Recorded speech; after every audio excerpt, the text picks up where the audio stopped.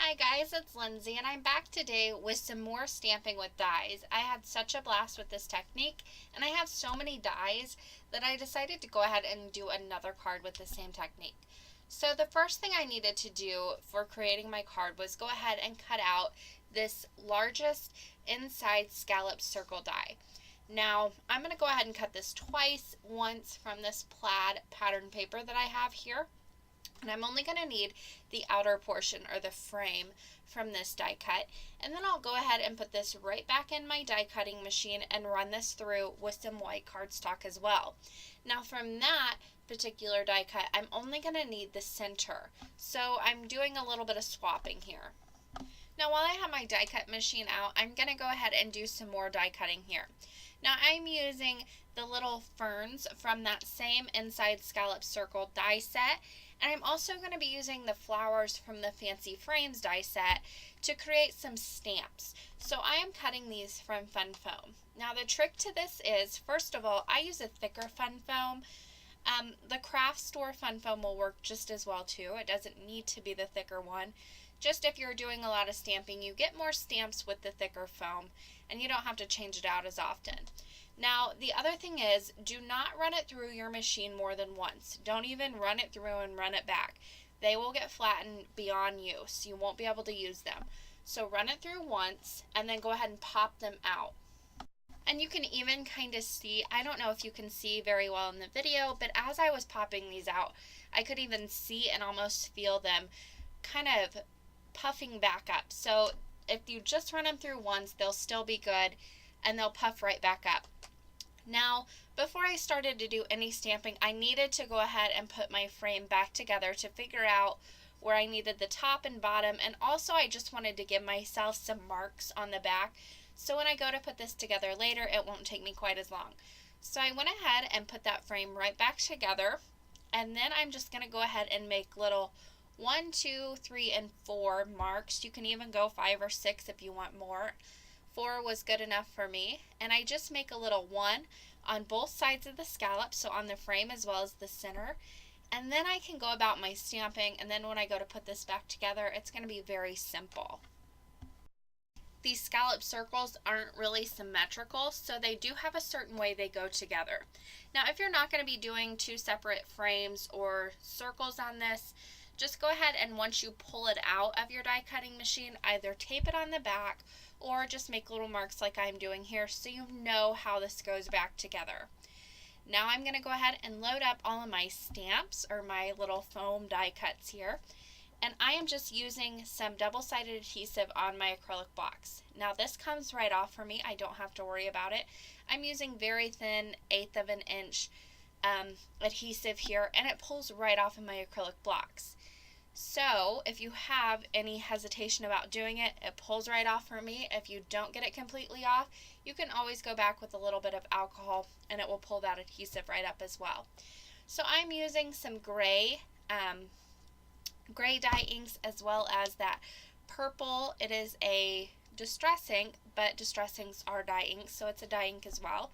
And I'm just doing some stamping on this little center die cut here that's from white cardstock, and I'm just making a wreath. So I stamp my ferns in gray, and then I'm adding some purple flowers, some green leaves. I'll come in with those little, which are supposed to be center of the flowers, but I'm going to use them as just little berries or dots around this wreath. So I'm using some pinks and blues for that. Now I also wanted to add little, like, they look like leaves. However, what I did was I cut apart that flower that you see that I haven't used yet. I just cut one leaf off of it to make a little teardrop shape, and I'm going to stamp that just in random places in orange, just for another shape to throw in this wreath. Now I got this idea, I pulled this from the Craft and Desert Divas CDD monthly social media challenge. They have a mood board over on Facebook. And so I went ahead and there's a picture of this wreath, and I just pulled that picture, and that's where I got my colors and my idea to make this wreath. So that's what this card is for, and that's how I got this idea. So now I'm just using that teardrop that I cut up that flower and made that teardrop shape to stamp those orange shapes around. And then I'll go ahead and I'm going to come back in and add just a few more little pink dots. I didn't think it was quite full enough. So I'll add a few more pink dots, and then I'm going to go ahead and move on to putting this card together.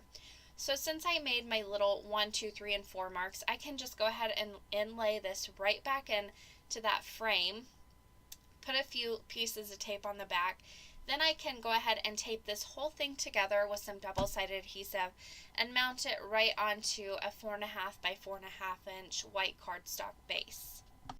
Now whenever I am adhering down this circle, I just like to run my tape all the way around it. I don't tear it apart at all. I just run it around. It has a few bumps in it, but once you take off that backing paper, it smooths out completely. It's just an easier way for me to lay down one strand of tape instead of several. So once I had that down, I went ahead and pulled up that backing paper, and you can see with doing it this way, I only have to remove one piece of backing paper all the way around, and then I just went ahead and put that right down onto that card base right in the center of it. Now for my sentiment, I just stamped the wishing you from the Wishful Thoughts right onto a black banner that I had made, and I just added some fun foam onto the back of it to pop that right up, and I put in the center of my wreath. Now right under that, I stamped a Speedy Recovery in black dye ink, and I'm just going to go ahead and pop that right underneath that black banner that I heat embossed the white sentiment on. Now just to add a little bit more to this wreath, I thought it was looking a little plain, so I wanted to add a little bit more dimension with some enamel accents. So I grabbed black and white, and I just went ahead and squirted itty bitty dots of this just in random places on that wreath to add a little bit of texture, a few more colors, and some more dimension to this card. And it really helped that wreath pop out from the background, and also it tied in that black sentiment banner. That banner was looking a little out of place, so adding that black into the wreath just really helped pull the whole card together. But once I had those down, that finished off the card for today. I hope you guys enjoyed another look at this technique, and as always, I will leave you with a few pictures of the finished card.